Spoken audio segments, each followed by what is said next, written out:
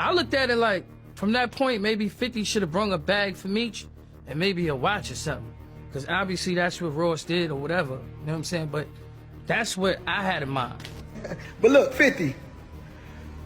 Boy, I see you struggling making that G-Unit film studio out there in Louisiana where that cheapest land at. You thought you was going to be able to do it. You thought you was going to be able to get them loans, and it ain't. What's wrong? What's taking so long? Lil Meech didn't just betray 50 Cent. He allegedly ran off with $10 million and teamed up with 50's biggest enemy to do it. After years of backing him, mentoring him, and even paying for his rehab, 50 was left blindsided by the ultimate double cross. Now with Rick Ross in the picture and private texts being exposed, 50 Cent will have to do things the hard way.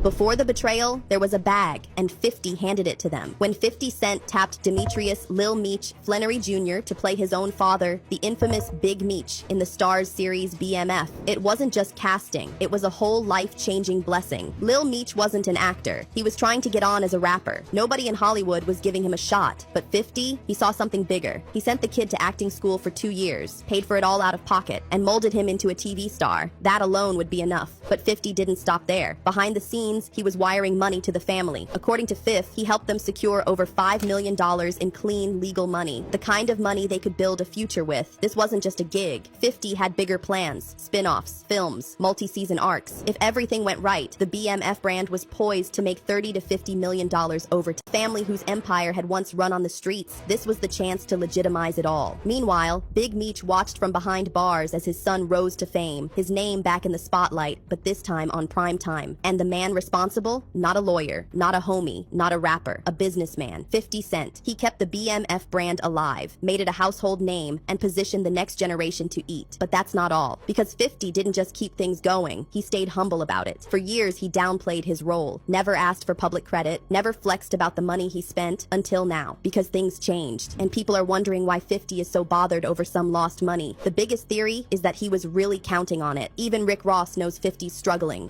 50, who own your masters? Who own your masters? I buy your masters. You better shut up. I will buy your masters. He didn't stop there. But look, 50. Boy, I see you struggling making that G-Unit film studio out there in Louisiana where that cheapest land at. You thought you was going to be able to do it. You thought you was going to be able to get them loans, and it ain't. What's wrong? What's taking so long? I know you want to make your mama one of them walking stars thing. Put down there. Your mama live. Her own walking star. He really hit him where it hurts. We call it renderings. You had the renderings, then you try to go get them loans, and ain't nobody loan you that money. You ain't even built the G-Unit studio yet. That might be why when I stood next to Meech, your knees buckled.